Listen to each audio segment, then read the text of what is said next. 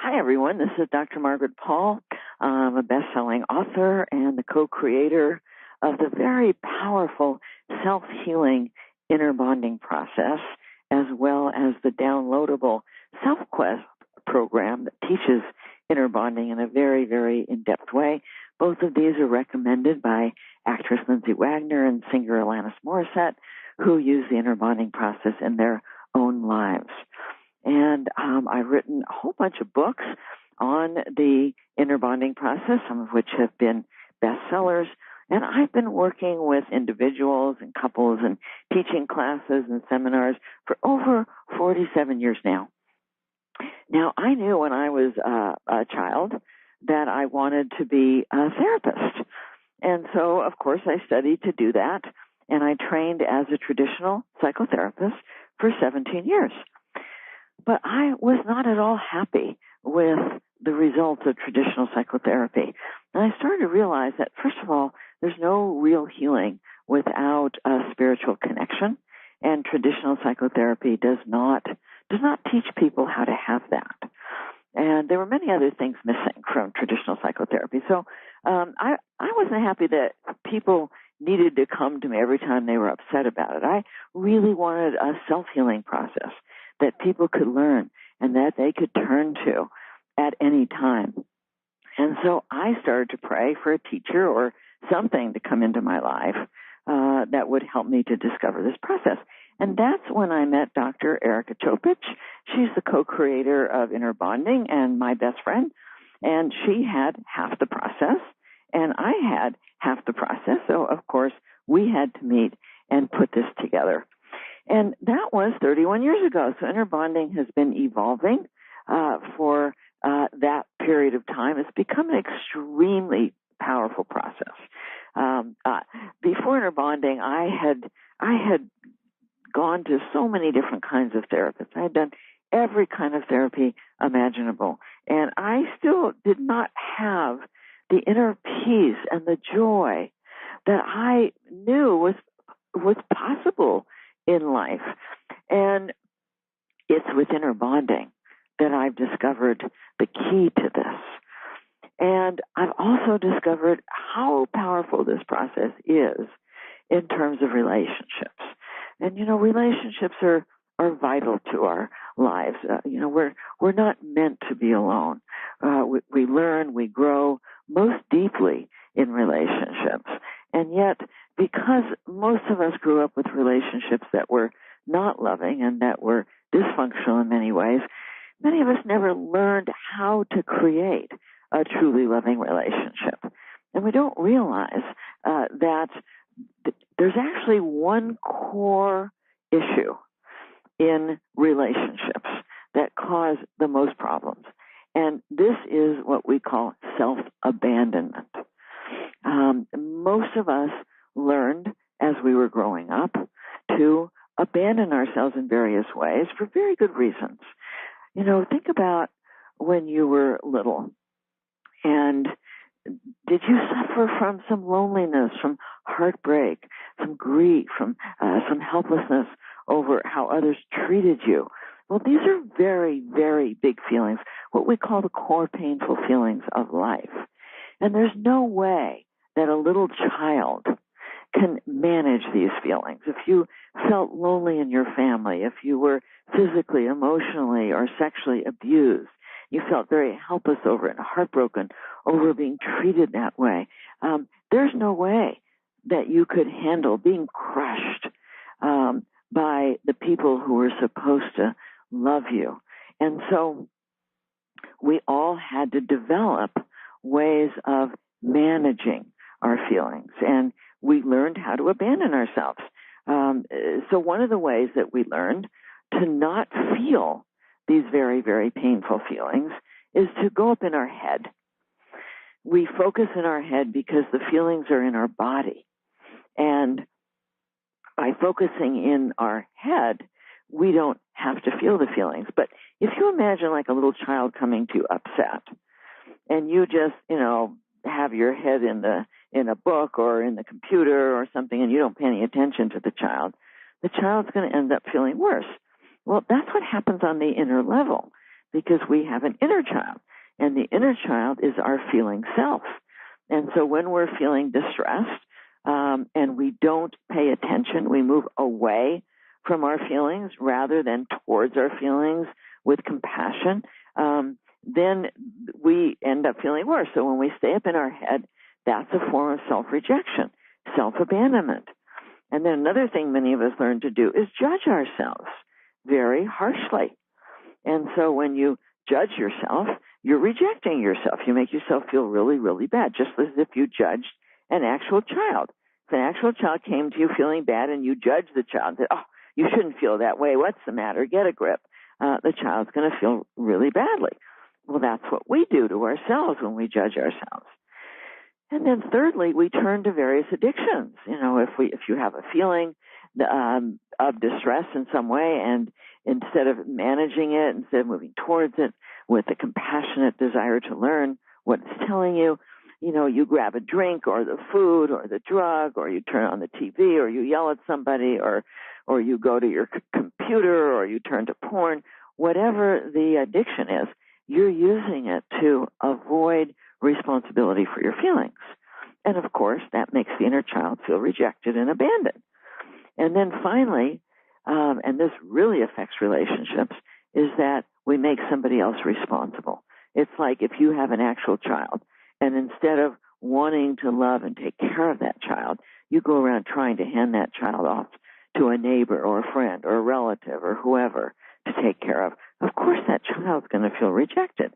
Well, we do that on the inner level. We meet somebody who we think can love us, and then we hand the responsibility over to the other person for our happiness, for our sense of worth, for our feeling lovable. We make that person responsible for how we end up feeling, whether we end up feeling happy or sad or good about ourselves or bad about ourselves. Now, if you think about two people in a relationship, and they're both handing away their inner child to the other person, they're going to end up being very disappointed. The thing is that if you're not loving yourself, if you're abandoning yourself, you have no love to share with anybody. And this is where the inner bonding process is so powerful, because it's a process for learning how to love yourself, for learning how to fill yourself up with love, to share with others, rather than always trying to get love from somebody. Once you learn and practice inner bonding, and you learn to fill yourself up with love, then you have love to share. And if you can imagine a relationship, the difference in a relationship between people who are trying to get love from each other and people who are wanting to share their love with each other is completely different. And when you are trying to get love, then what happens is that you're trying to control this other person. And maybe you're trying to control by giving yourself up and people-pleasing and over-giving, caretaking, which you can do for a while, but after a while, there's going to be a lot of resentment, because when we give ourselves up and caretake somebody else, we have an agenda. We hope that other person will take care of us in the way that we're taking care of them, but it doesn't happen. And so after a while, you feel depleted and you feel resentful. You might also try and control it with anger, with blame, with explanations, trying to get somebody to see your point of view all the time, attacking in various ways. You might try and control not being controlled, because even though we might want to be controlled, we don't want to. We might want to be in control, but we don't want to be controlled. So then we go into resistance, and we pull back, or we might withdraw, shut down, close our hearts to the other person as a form of punishment. These are all things that people do very often in relationships, whether they try to control overtly with blame and attack and anger, or covertly by caretaking or resistance or withdrawal.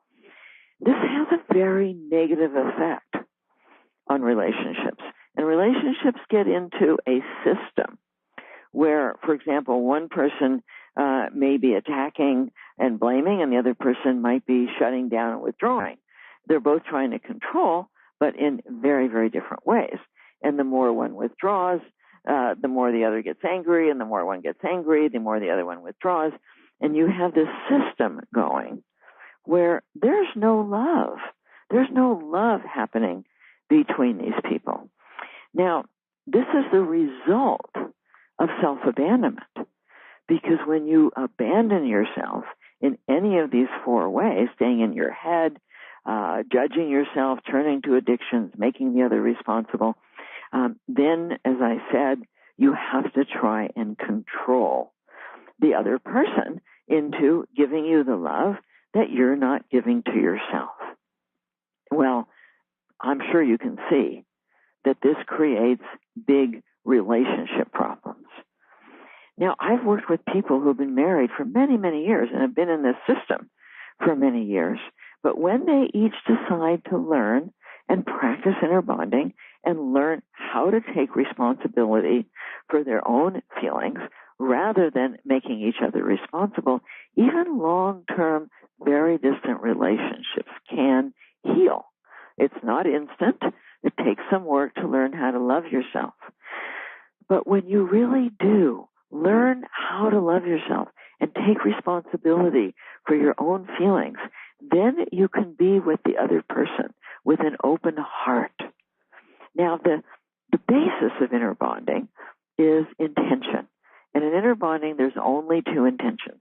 One is the intention to learn about loving yourself and others. The other is the intention to protect against your pain with some form of controlling behavior. You can see that when the intention is to control, that's going to create a lot of problems in relationships. In fact, there's no way to resolve conflict when one or both people are in the intention to control, because they're trying to win or they're trying to not lose. When people move into a true intention to learn, then actually conflict gets resolved very, very easily. When two people really want to learn about what's loving to themselves and loving to each other, they want to learn about themselves, about why they feel the way they do, and they want to learn about their partner, why they feel the way they do, then new learning emerges, new information emerges that allows people to resolve conflict in a way where nobody has to give themselves up. Nobody has to feel like a loser. And so it becomes very, very powerful in relationships when we do our own inner work, when we're learning to take responsibility for ourselves, when we're learning to move into an intention to learn with ourselves, then it becomes much easier to do that with a partner. So relationships benefit hugely from the practice of inner bonding. Let me briefly go through the practice. It's a 6-step practice. I'm just going to go through it very briefly. It does take practice to learn how to do inner bonding well. It's a simple process, but it's not always easy.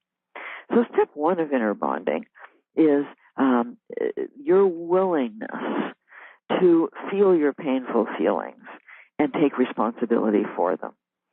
We separate feelings into 2 different categories. There's one category that we call the wounded feelings.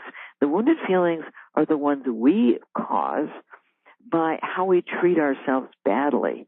And so if you're up in your head or you're judging yourself or turning to addictions or making others responsible, then you might end up feeling anxious, alone, depressed, guilty, shamed, angry, empty, jealous. These are the wounded feelings that come from abandoning ourselves, as I said. And then there's another category of feelings that we call the core painful feelings, which is what I talked about before. These are the feelings of life, the loneliness, the heartbreak, the grief, the helplessness, the fear of real and present danger, the sorrow, sadness, seeing people hurt each other, and over things that happen in life. So these are the core painful feelings that we learned to avoid a long time ago. And the conundrum is that all the self-abandoning ways that we learn to avoid these core feelings, which we had to do when we were little, are what create the wounded feelings. I mean, you can see, hopefully, that if you judge yourself, you're going to make yourself feel anxious. If you put pressure on yourself, you tell yourself that you've got to do things perfectly, you better not make a mistake. Of course, you're going to feel anxious. If you ignore yourself and you ignore your needs, you're going to end up feeling depressed. Now, there are physical causes of anxiety and depression. Self-abandonment is not the only cause, but it is a major cause. And so in step 1 of inner bonding, we are practicing a mindful breathing, where you're breathing into your body, you're following your breath to get yourself present in your body, and you're scanning your body for feelings so that you're aware. If you're feeling anxious or depressed or lonely or guilty or angry, you're aware of what you're feeling, and you find a place in your heart where you want responsibility for learning what you're doing to cause the wounded feelings and for lovingly and compassionately managing the core feelings and learning what they have to teach you about what's going on with another person or a situation or an event. And so all of our feelings have information for us. Every feeling. There's no bad feeling. There's feelings that feel bad, but that doesn't mean that it's bad that we feel them. They have information. Your anxiety has information for you about how you're treating yourself, how you're treating yourself emotionally, how you're treating yourself physically. Your loneliness has information that's letting you know whether you're open with somebody, whether that person's open with you. Loneliness is a really interesting feeling because when we connect with people, we're not lonely. But if your heart's closed or the other person's heart's closed, you're going to feel lonely with that person. And that loneliness is letting you in on what's really happening between you and the other person. So all of our feelings have vital information for us. That's why it's so important in step 1 of inner bonding to be willing to feel your feelings and to move towards them, wanting to learn from them, wanting responsibility, rather than moving away from them with all the forms of self-abandonment. Then in step 2, we focus in our heart. We consciously decide that we want to learn. We make a conscious decision. We want to learn. And we open and invite in kindness and caring and compassion. Compassion is not a feeling. Love and compassion are not feelings that we generate in our own being. They're feelings we open to. That is what spirit is. Spirit is love, compassion, peace, joy, gentleness. And so when we truly open our hearts and we open to learning, that's an invitation to that love and compassion that is spirit to come into our heart. And so in step 2, what we do is we become a loving adult. And we define a loving adult by who we are when we're open to learning and taking responsibility for our feelings, and we're connected with a higher source of love and truth. Now, we do teach people how to make that connection. It does take some practice, but by practicing inner bonding, you learn to make that spiritual connection. So once you're a loving adult with an intention to learn and connected with your higher guidance, your source of love, then you move into step 3, which is a dialogue process. So let's say that you're feeling very alone inside, and you think you're feeling alone because your partner has withdrawn from you. But you move into an intention to learn, and you ask that inner child, who's your feeling self, how am I treating you? What am I doing? What am I telling you that's making you feel alone? You know, it's easy to say, well, you know, so-and-so is treating me badly, and that's why I feel alone. But that's not empowering. That's putting yourself in a victim state. Now, there's a big difference between feeling alone and feeling lonely. We feel lonely when we want to share love with somebody and somebody's not available or the person we're with is closed. But we feel alone inside when we've abandoned ourselves. So if you're feeling alone inside and you say, what am I doing? How am I treating you? Then the inner child might say, well, you're ignoring me. You don't even know I'm here. You just stay up in your head, or you numb me out with food or whatever. And so, of course, I feel very alone inside because there's no loving adult here loving me and caring about me. So there's so much to learn from our feelings. And once you really understand, like let's say you find yourself, avoiding your feelings and your inner child feels alone, and you're turning to, let's say you're turning to food or to alcohol to numb out your feelings, then you want to dialogue with what we call the wounded self, which is the ego self. It's the programmed part of us that lives in our lower brain in a place called the amygdala. It's been programmed with many, many, many false beliefs. Well, now we want to uncover some of these false beliefs. And we ask, well, there must be a good reason that you're ignoring the child. What are you afraid of? And the wounded self might say, well, I think feelings are weak, or there's no sense crying over spilt milk, or nobody will like me if I wear my heart on my sleeve, or I can't handle my feelings, they'll overwhelm me, it's going to be too much pain.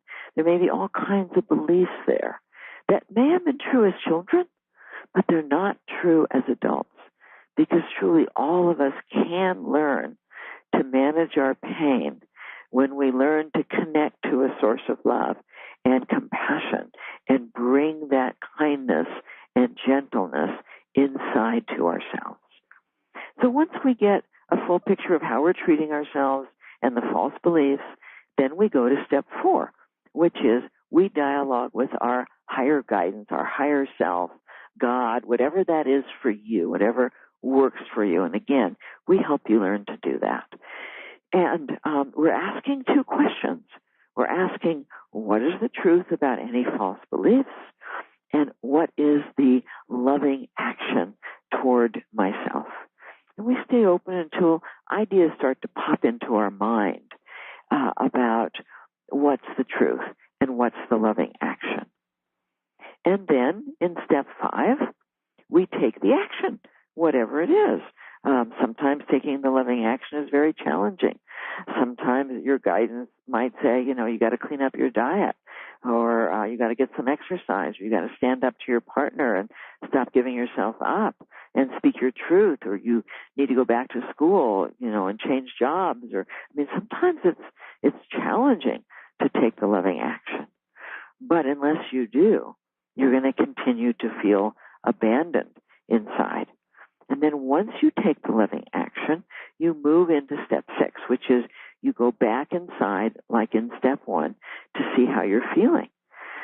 And if you feel some relief, if you feel less angry, less anxious, less depressed, less guilty, less shamed, you feel a little bit lighter, a little more alive, then you know that you've taken the loving action. Because the more you practice inner bonding and the more you take loving action in your own behalf, the lighter you will feel, the happier, more joyful you will feel. And that's how you start to feel full of love. And so imagine the huge difference between coming to a person you're in a relationship with from an empty place, expecting this other person to make you feel better or blaming them for how you feel, or coming to them having done your own inner work, feeling happy and peaceful and full of love inside. That makes all the difference in the world. Now, it doesn't mean that you can't come to a partner and say, I'm really struggling with something, trying to do my inner work, I'm getting stuck, I need some help. Would you be willing to help me? Now, that's great. That's one of the perks of a relationship, is that we can be there for each other. We don't want a therapeutic relationship, but we want to be there for each other. We want to have each other's backs. We want to help and support each other. But we can only really do that when we're intent on helping and supporting ourselves. And so it's vitally important that people learn the inner bonding process. There's many, many different ways of learning it through my books and various courses, a free course that I have on our website. There's many, many ways of learning it. But right now, what I want to tell you about is the course that I'm offering here for you, because this is called the Loving Relationships course. And it's a 30-day at-home program with me that I've put together. It's for people who are both partnered individuals and couples. You can do it alone. You can do it with a partner. Or for people who want to be partnered but aren't. And for people who want to improve all of their relationships, not just with a partner, but with a parent, a child, a friend, a coworker, to improve all of your relationships. Now, this is a very, very powerful 30-day course where each day you receive an email, and in it might be a visualization or a video. And at the end of the email, there's an action step to take for the day. Now, this course goes very deeply into what you may be doing that's creating problems for you, how you might be trying to control other people that's leading them to want to back off from you. There's many. I just mentioned a few ways that we try and control, but there's many, many, many subtle ways. Like sometimes people try and control by telling somebody their feelings. They think that telling their feelings is a good thing to do. But if you say to somebody, "I'm really hurt and angry by what you did," you're telling them your feelings, but basically that's a blame. That's an attack. That's making the person responsible for your feelings. And if you think back to times you might have done that, how has the other person responded? Usually they get defensive or they get angry or, they don't like to be blamed and attacked. And so it creates a big problem. But when you learn to express your feelings, I'm hurt, I feel angry, but I know that you must have had a good reason for doing what you did. And I'd really like to understand what was going on for you. Then you're asking with an intention to learn. And so this is a lot of what we teach in this course is what you're doing that's not working for you and what else you can do that would start to work for you. Now, if you think back, did you have good role modeling for creating a loving relationship? Do you think that your parents or caregivers role modeled with each other or with you how to truly have a loving relationship? Did you ever see either of your parents, when they were upset, say, "Oh, I wonder what I'm doing, I wonder what's going on with me," rather than blame the other person or shut down or whatever they did? I know my parents, I never saw my parents take any responsibility for their feelings. My mother was upset, she blamed my father or she blamed me. My father was upset, he did the same thing or he just shut down and went away. And so I never saw anybody resolve conflict. I never saw, anybody learn anything from their own feelings. And so I saw them go into battle and then withdraw, and then a few days later they'd be all right again. But, there was no real process that happened to bring them together. And so, of course, as time went on, a lot of resentment built up. And this is what happens with a lot of our parents. And that was the kind of role modeling many of us have. So if you didn't have good role modeling, this course is going to provide that for you. And, if you really want an intimate relationship, but you feel lonely or you feel disconnected with your partner or you can't find your partner, this course would be wonderful for you. If you're in a relationship either with a partner or somebody else, a parent, a child, and anger or withdrawal is tearing you apart. There's too much distance or drama in the relationship. That there's problems in your family relationships or friendships. Your friendships are troubled. This course would be very, very helpful for you.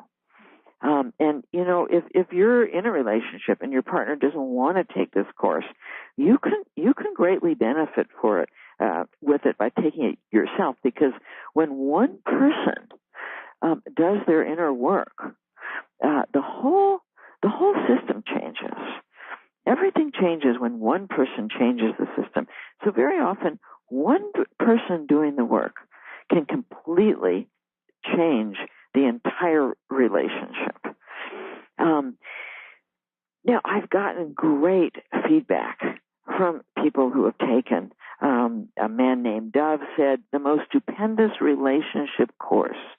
Thanks." And Monica said, a huge eye-opener for me. I'll never look at relationships the same way again. I learned so much. And Jeff said it was a great learning experience. I highly recommend this course. And Coral said, I feel so much better within myself and within my relationships. And Madison said, the best, gives you the tools to carve away all that's not true love and heal all relationships and set yourself free. And CD said, I've taken both the 30-day Love Yourself course and the 30-day Frequency course, which is other courses I teach. And this course, far from being repetitive, added a lot to my process of learning to love myself. Now, even if you're really busy, this course will only take about 15 minutes a day. And you're going to learn so much about the fears and the false beliefs that create relationship conflict and distance, and how to heal them within your relationship or on your own. And you're going to really understand what's in the way of the emotional connection and the sexual intimacy and the passion in a relationship. And of course, you're going to learn how to lovingly manage conflict. You're going to learn how to communicate your feelings and needs in a way that creates intimacy and connection rather than distance, and how to keep your love alive throughout your relationship. So Karen, who took the course, said, I wanted to let you know how much I enjoyed this course. So empowering. My husband and I were on the verge of divorce.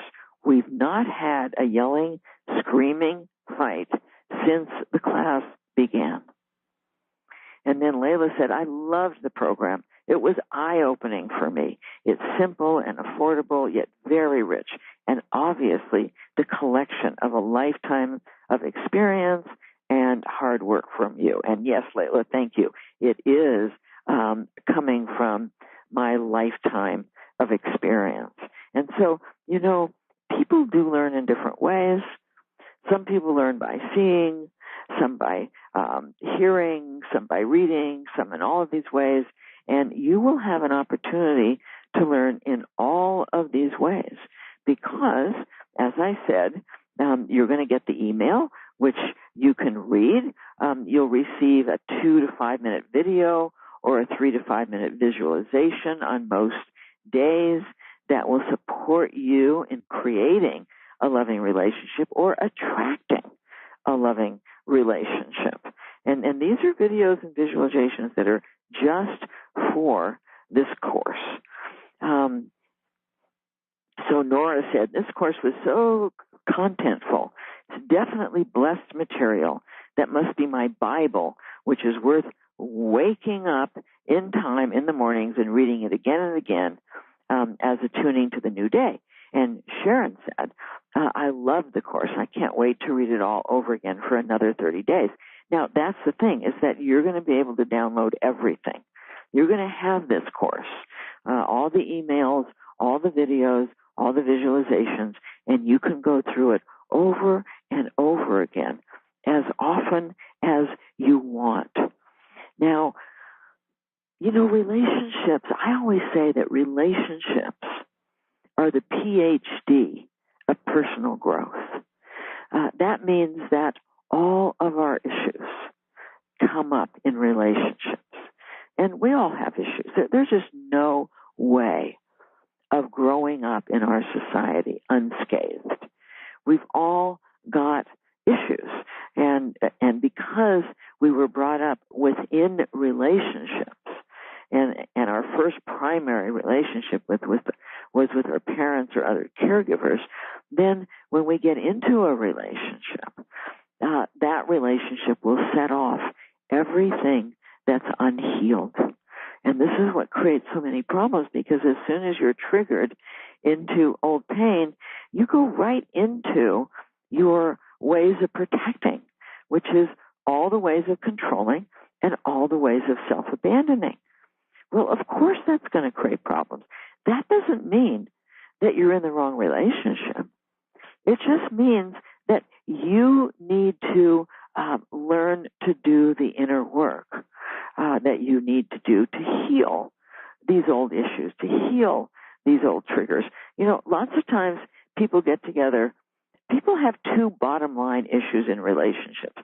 One is the fear of rejection, and the other is the fear of engulfment. So one is the fear of losing the other person, and the other is the fear of losing yourself. And so usually in a relationship, one of them is predominant. It's not always the same. Like in one relationship, maybe your fear of rejection was predominant, but in the other one, your fear of engulfment was predominant. Now, both of these fears are there because of not having a loving adult self to help you manage rejection, help you not take other people's behavior personally, and to lovingly tend to yourself when you're feeling the sadness and loneliness and heartache of that. And also to have a loving adult to set good limits against being engulfed, being controlled, giving yourself up, losing yourself in a relationship. So when you don't have that loving adult self, then you're vulnerable to these deep fears of rejection and fears of engulfment. And in so many relationships, people are triggering each other. Like, let's say these two people are married, and maybe they, really fall in love, and they've been married for 6 months, and things have been going fine. But then one day, maybe the husband comes back late from work, and now the wife is upset that her fear of abandonment, her fear of rejection is getting triggered. And so she starts to worry, well, maybe he's late because he's getting bored with me. She doesn't feel real good about herself, and so she starts to judge. Maybe I'm not attractive enough. Maybe I'm too boring. She starts to feel insecure. Well, when she feels insecure, then she starts to pull on her husband. And, why were you late and what's going on? Well, now he feels interrogated, and his fear of engulfment gets set off because he had, a controlling mother or a controlling father, and he's really afraid of losing himself. So when she starts to get upset and get angry and interrogate him, he then starts to withdraw or resist and, maybe not want to come home as much or come home and watch TV. And they start a cycle where his withdrawal is setting off her fear and her controlling behavior, and her overtly controlling behavior is setting off his fear of engulfment, and he withdraws. And both of these are because they don't have a loving adult. She doesn't have a loving adult to take care of her fear and reassure her that it's not about her and not take it personally. And he doesn't have a loving adult to speak up and say, I don't like to be interrogated. I don't like to be attacked. I'm happy to talk to you about it, but I'm not willing to be treated this way. And so neither of them know how to take loving care of themselves. And so then they get into this negative cycle. And eventually maybe one of them says, this isn't working. I married the wrong person. But that's not necessarily true. It's that they're not doing the inner work that they need to do to each become the right person for each other. And one of the things that's true about relationships is that we attract at our common level of woundedness or our common level of self-esteem, self-love. So the level to which you're abandoning yourself is the common level to which somebody else is also abandoning themselves, even if they're doing it differently. I mean, like you might be abandoning yourself with a lot of self-judgment, and the other person might be abandoning themselves by staying up in their head and being intellectual and analyzing everything. But you're both abandoning yourself, and we all operate at a frequency. The frequency is the rate at which we vibrate. And for example, if you walk into a room of people who are really angry and upset and blaming, that would be a room of a low frequency, and you can imagine what the energy would feel like. But if you walk into a room of people who are happy and loving and caring, that's a high frequency, and that feels good. That energy feels good. And so when we're abandoning ourselves, we're operating from a fairly low frequency. And so people attract at their common level of frequency. And so whatever level you're abandoning yourself at is a level that you're going to be attracting somebody who's also abandoning themselves. And likewise, the level at which you're loving yourself, you're going to be attracting somebody who's also loving him or herself. And so that's, one reason why, if you really want to be in a good relationship, so important to be practicing inner bonding, learning to love yourself, learning to see who you are and to value your true essence. The hallmark of healing is when you know who you are in your own essence, your own soul. If you think there's something deeply wrong with you, which is what the wounded self always thinks, that I'm flawed, I'm not good enough, there's something wrong with me, then it means that you don't know the spark of the divine within you, the beautiful soul essence that you are. And when you don't know that, then you're dependent on other people to make you feel like you're okay. You're dependent on other people to define your worth and define your goodness. And part of the inner bonding process is learning to do this for yourself, learning to define your own worth, your own goodness, to really see your own beautiful essence.